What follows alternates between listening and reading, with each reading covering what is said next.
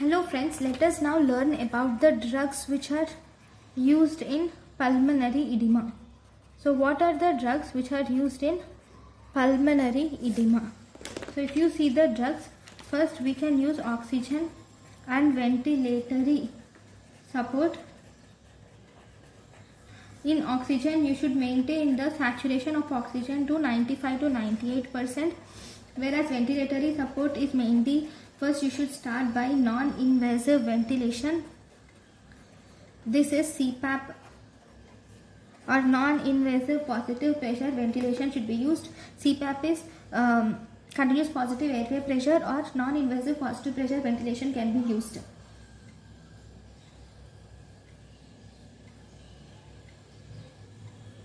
So if you use this non-invasive positive pressure ventilation or continuous positive airway pressure or non-invasive positive pressure ventilation, so both these will cause significant reduction in need of tracheal intubation. Okay, so these will cause significant reduction in tracheal intubation and mechanical ventilation. Okay, that is one about oxygen. Then the next important drug which is used is about morphine. What does morphine do? Morphine will decrease the anxiety in the patient and it will decrease the sympathetic outflow. It decreases anxiety and sympathetic outflow, and thus both these will decrease the venous and arterial vasoconstriction.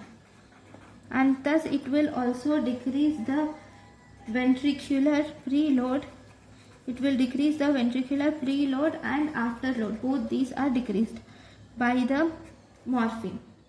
So morphine is used if the patient is associated with restlessness and dyspnea. And if the patient has restlessness and dyspnea, then you give morphine in order to alleviate this decreased anxiety. In order to decrease anxiety and to decrease the sympathetic outflow, we give morphine. Then the next important drugs which are given are vasodilators. These vasodilators are actually first line of therapy. Okay, these vasodilators are first line of therapy associated with adequate blood pressure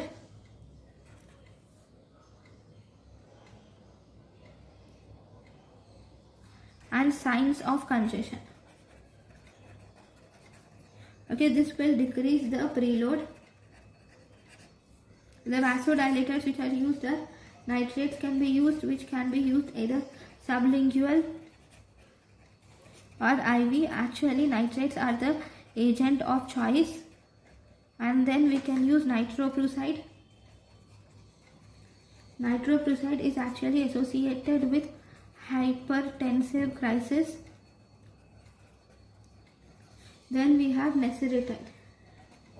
Okay, these are vasodilators. Then the next group of drugs, if you see, are diuretics. Okay, diuretics which are recommended. These are recommended for initial management. These are recommended for initial management of acute severe pulmonary edema. Especially these are useful in the presence of symptoms. Secondary to fluid retention. Okay, these diuretics mainly include IV loop diuretics, like we can use furosemide, bumetanide, or we can use torsemide.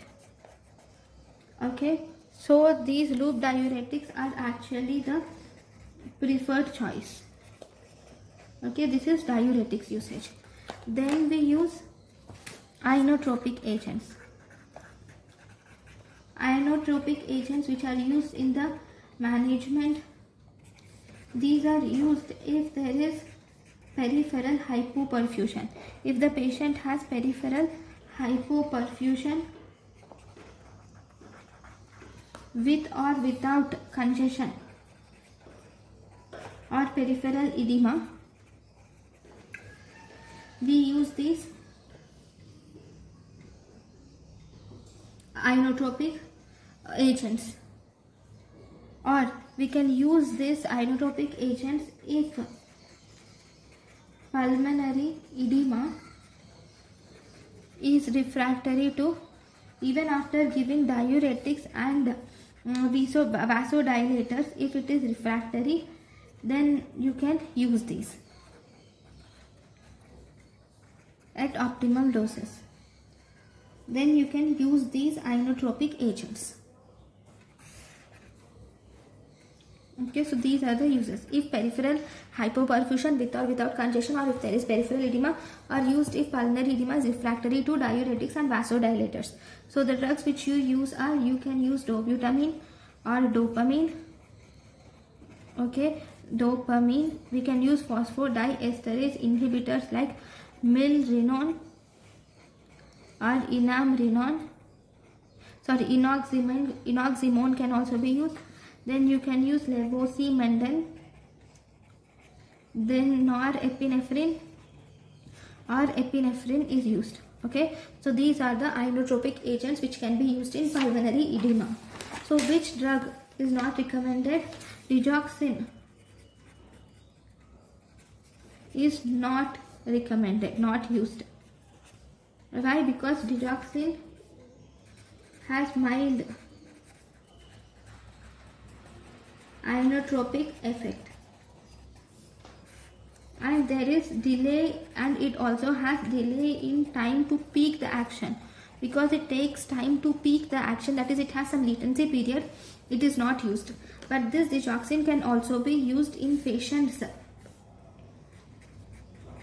where atrial fibrillation is contributing to cardiac failure. If atrial fibrillation is contributing to cardiac failure or pulmonary edema, then you can use this digoxin. Okay, so we will see the dosages and how you give. Okay, so first, for acute pulmonary edema, I'm writing the dosages.